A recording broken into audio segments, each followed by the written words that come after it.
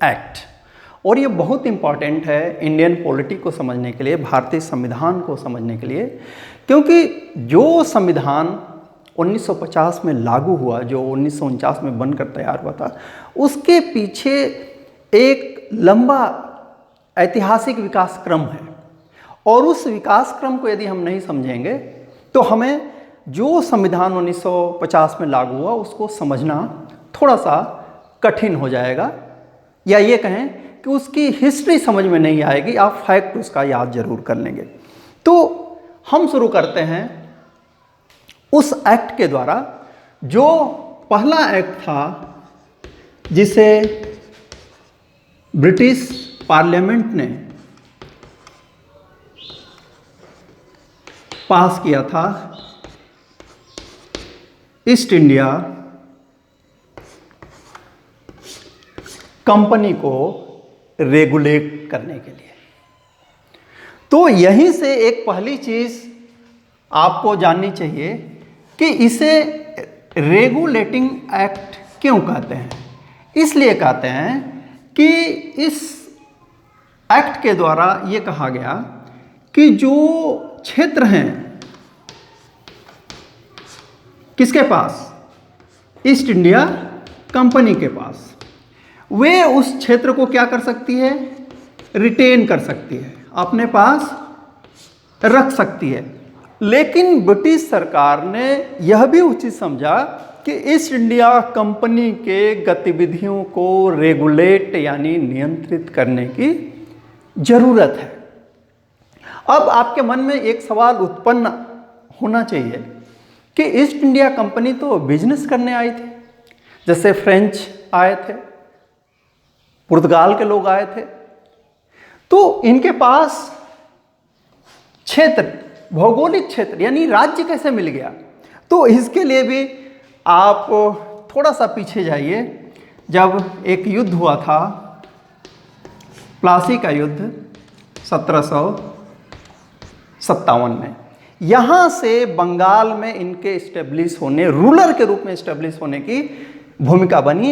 यदि भारतीय इतिहास के उन युद्धों की बात करें जिन्होंने भारत की किस्मत को बदल दिया, और यह कोई पॉजिटिव चेंज नहीं था, हम अंग्रेजों के गुलाम होने जा रहे थे, लेकिन इस युद्ध ने भारत के विकास क्रम को, उसके इतिहास को, उसके भविष्य को बदल दिया।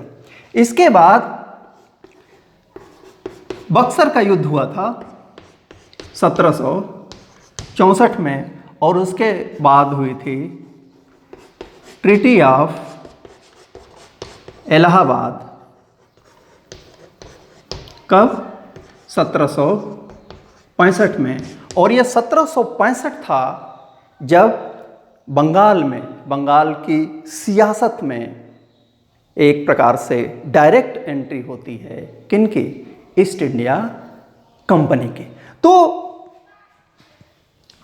इसी ईस्ट इंडिया कंपनी की, जिसकी स्थापना आप जानते हैं 1600 में हुई थी, उसके एक्टिविटीज़ को रेगुलेट करने के लिए रेगुलेटिंग एक्ट आया था, इसीलिए हम इसको रेगुलेटिंग एक्ट कहते हैं। दूसरा सवाल कि एक्चुअली जरूरत क्या पड़ी, नीड्स, इस रेगुलेटिंग एक्ट की जरूरत आखिर क्यों पड़ी? ईस्ट इंडिया कंपनी के साथ ऐसा क्या हुआ? क्योंकि वो कंपनी थी, बिजनेस के लिए आई थी, लेकिन वो तो स्वतंत्र रहना चाहेगी ना। तो हुआ क्या जिसके कारण British parliament east India company की गतिविधियों को रेगुलेट करने के लिए एक रेगुलेशन लेकर के आ रही है, एक एक्ट लेकर के आ रही है। तो जो इमीडिएट कारण था वह यह था कि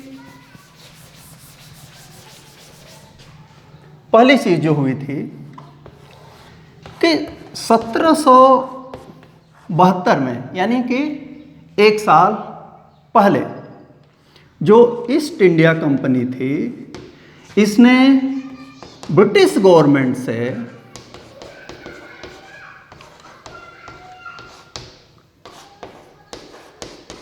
£10,00,000 उधार मांगा। क्या मांगा? कर्ज। डेट मांगा कब? 1772 में east India company British government से 10 लाख पाउंड उधार मांग रही है। ये सबसे इमीडिएट कारण था रेगुलेटिंग एक्ट का।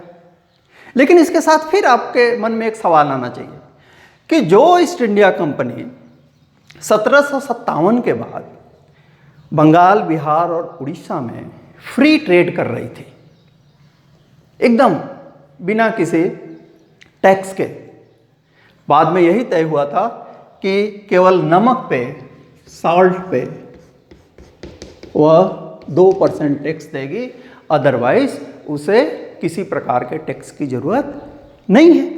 और 65 के बाद जो दीवानी के मामले थे, यानी रेवेन्यू के जो सारे मामले थे, वह सीधे सीधे लॉर्ड क्लाइव के, रॉबर्ट क्लाइव के हाथों आ गया, यानी ईस्ट इंडिया कंपनी के हाथों में पूरा रेवेन्यू, अर्थव्यवस्था आ गई बंगाल, बिहार और उड़ीसा की। और इन्होंने लगभग दूना, यदि पहले 6 लाख के आसपास कलेक्शन होता था टैक्स कलेक्शन, तो वह 16 लाख पहुंच गया, यानी लगभग 3 गुना, 2.5 गुना से ज़्यादा। उसके बावजूद भी ये 10 लाख पाउंड उधार की जरूरत क्यों पड़ी, जिसके कारण रेगुलेटिंग एक्ट आ रहा है। तो इसके भी कुछ कारण थे। और दूसरा कारण ये था कि जो हैदर अली, मैसूर, टीपू सुल्तान के फादर, इनसे, मैसूर वालों से इनकी लड़ाई चलती रहती थी। और ये 1769 में, 1769 में ये हैदर अली से एक लंबी लड़ाई के बाद हार गए थे, जिनमें इनका काफ़ी नुकसान हुआ था। आप जानते हैं कि युद्ध में केवल सैनिक नहीं मरते, उसके साथ आपकी अर्थव्यवस्था भी ध्वस्त होती है। तो दूसरा कारण ये था। तीसरा कारण ये था कि वहाँ बंगाल, उस एरिया में 1770 में एक बहुत ही एक्यूट, बहुत ही टेरिबल अकाल पड़ा, जिससे कि जो फसल होती थी, वो मेन तो वही था, फसल बर्बाद हो गई। तो जो रेवेन्यू टैक्स कलेक्शन था वह भी काफ़ी घट गया। तो और चौथी जो चीज़ हुई थी कि जो टी ट्रेड था, चाय, ध्यान लिखिए, 1773 और 1776 में, 1776 में अमेरिका की स्वतंत्रता घोषणा होती है, जिसमें चाय एक बहुत बड़ा कारण था। तो चाय के व्यापार में बहुत घाटा हो रहा था। इसका टोटल जो असर हुआ वह यह हुआ कि 1772 में कंपनी पर 60 लाख पाउंड का कर्ज था। यह कर्ज इसलिए बढ़ता गया कि कंपनी घाटे में चल रही थी, लेकिन यह दिखाने के लिए कि वह सब कुछ अच्छा कर रही है, 12.5% का जो फ़ायदा है वह अपने शेयर होल्डर को दे रही थी। यानी आमदनी थी नहीं, खर्चे बहुत ज़्यादा थे, लेकिन यह शो करने के लिए कि नहीं, ऑल इज़ वेल, इन्होंने 12.5% का जो प्रॉफिट है अपने शेयर होल्डर को देते रहे। लेकिन अर्थव्यवस्था तो कमज़ोर थी, तो उसको आना था। तो 72 में इन्होंने मांग की, ईस्ट इंडिया कंपनी ने कितने, 10 लाख पाउंड के, ध्यान रखिएगा, पाउंड की मांग की। और इसी बहाने जो ब्रिटिश गवर्नमेंट है उसकी एंट्री होती है। तो ये तो बैकग्राउंड थे और ये कॉजेस थे। अब देखते हैं कि जब रेगुलेटिंग एक्ट आता है तो एक्चुअली इसमें चेंज क्या हुआ। जो हुकूमत थी वहाँ की, बंगाल की, वहाँ क्या चेंज हुआ। तो पहला जो चेंज हुआ पहला जो चेंज हुआ कि जो गवर्नर था बंगाल का, वह बन गया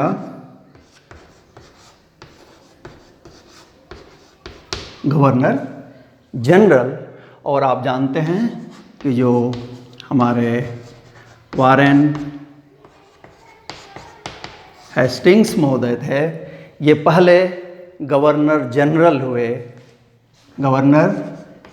हुए कहाँ के? बंगाल के। तो फर्स्ट मेजर चेंज क्या था? जो क्लायू के समय से बंगाल का गवर्नर हुआ करता था, वह क्या हो गया? इस एक्ट के अनुसार गवर्नर जनरल हो गया। अब इसको गवर्नर जनरल क्यों कहा गया? गवर्नर क्यों नहीं रहने दिया गया? इसलिए कि इससे एक दूसरा चेंज किया गया, और वह चेंज ये था कि जो प्रेसिडेंसी थी,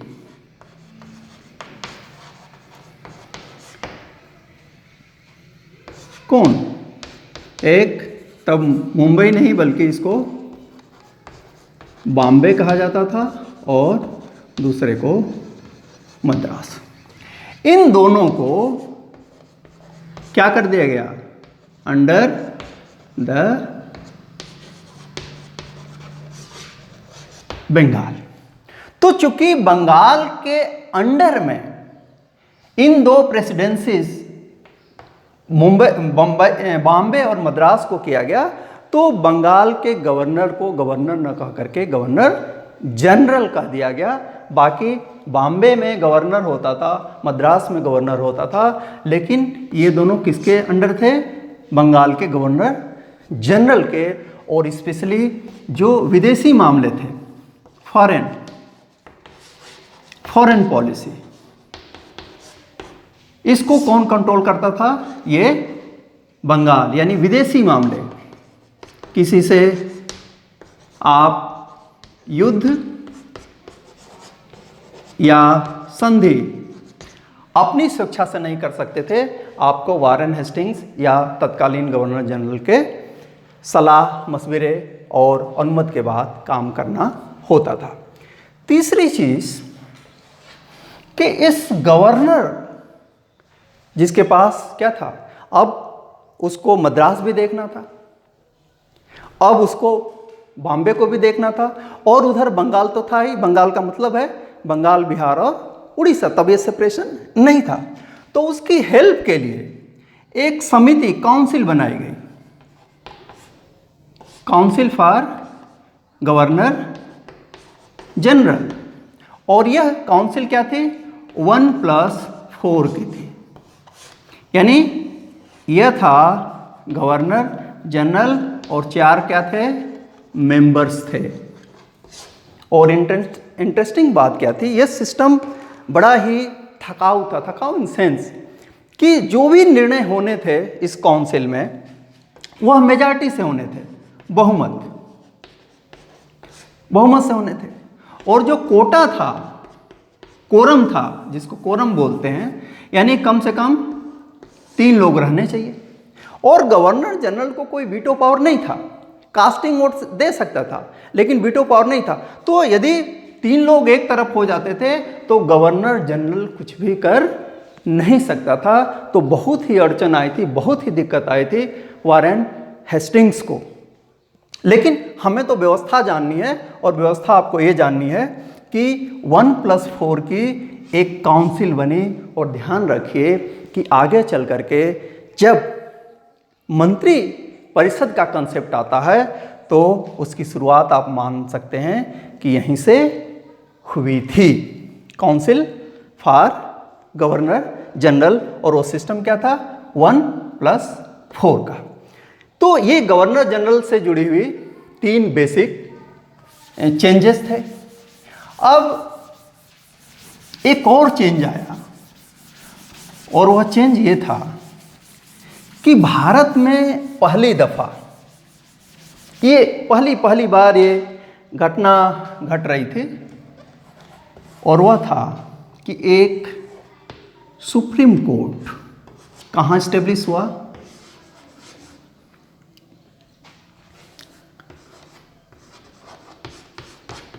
कलकत्ता में एक सर्वोच्च न्यायालय स्थापित हुआ और इसका जो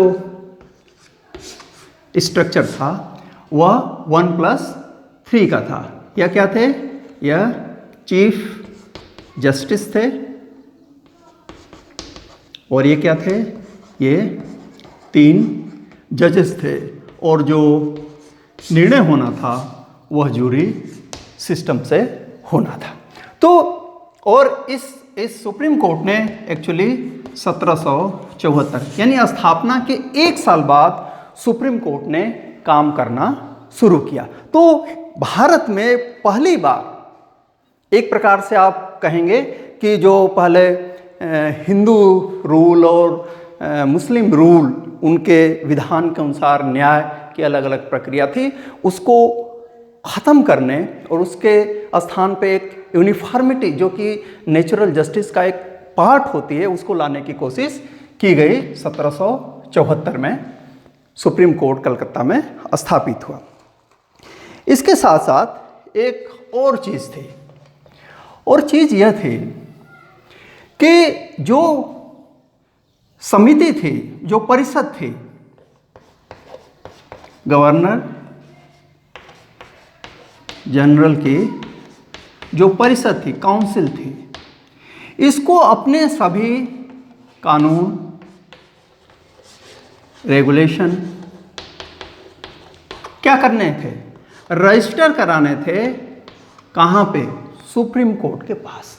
यह भी एक बहुत बड़ी समस्या थी कि जो गवर्नर जनरल और उसकी काउंसिल निर्णय ले रही है, उन डिसीजंस को, उन रूल को, उन रेगुलेशंस को कहाँ रजिस्टर कराना था? सुप्रीम कोर्ट के पास रजिस्टर कराना था। यह व्यवस्था भी बाद में ख़त्म की गई। और एक आखिरी चीज़ जो इसमें हम ऐड करना चाहेंगे वह यह कि प्राइवेट ट्रेड और ब्राइब यानी निजी व्यापार और जिसको आप कहते हैं घूस, इसको पहली बार बैन किया गया। अमूमन एक परसेप्शन बन गया है आज कि कोई काम जल्दी नहीं होता और अनेक मामले आप देखते हैं जिसमें ब्राइब ली जाती है। लेकिन अंग्रेज़ों ने, और सबसे अजीब बात थी ना कि east India company actually nature नहीं बदलता, वो ट्रेड करने आए थे तो उनको हमेशा प्रॉफिट सूझती थी, तो वे कंपनी की तरफ से भी व्यापार करते थे और उनको निजी व्यापार की भी छूट थी। इसमें उन्होंने खूब पैसा कमाया, जिसकी आलोचना ब्रिटिश पार्लियामेंट भी हुई। तो उन्होंने देखा कि ये घूस भी ले रहे हैं, निजी व्यापार भी कर रहे हैं, कंपनी पे इनका उनका फोकस नहीं है जितना कि पर्सनल प्रॉफिट पे। तो इसको एक कानूनी रूप दिया गया और कहा गया कि कोई भी कंपनी का कर्मचारी निजी व्यापार यानी प्राइवेट ट्रेड नहीं कर सकता और न ही पब्लिक से ब्राइब ले सकता है। सुविधा शुल्क जो लेने की प्रथा है तमाम जगहों में, ये बंद करने की कोशिश सबसे पहले हुई थी रेगुलेटिंग एक्ट के माध्यम से। तो ये था एक ब्रीफ हिस्ट्री जो पहला एक्ट था उसकी, और ये ऐतिहासिक इसलिए था कि इसने सुप्रीम कोर्ट को जन्म दिया, इसने काउंसिल को जन्म दिया, लेकिन इसमें तमाम कमियां भी थी। और फिर जब एक एक्ट आता है उसमें कुछ कमियां होती है तो उसको सुधारने के लिए दूसरा एक्ट आता है, और क्रमशः चलते एक दिन ऐसा भी आया जब हमने ब्रिटिश पार्लियामेंट के एक्ट के स्थान पे अपना संविधान पास किया था, जो कि 1949 में बना और 50 में 26 जनवरी 1950 को लागू हुआ। तो ये था रेगुलेटिंग एक्ट, और कंपटीशन में इससे सवाल जरूर आते हैं, तो इसको आप लोग ध्यान से देखिएगा। फिर हम इसके आगे का जो दूसरा एक्ट है उस पर चर्चा करेंगे। तो पढ़ते रहिए। Thank you very much.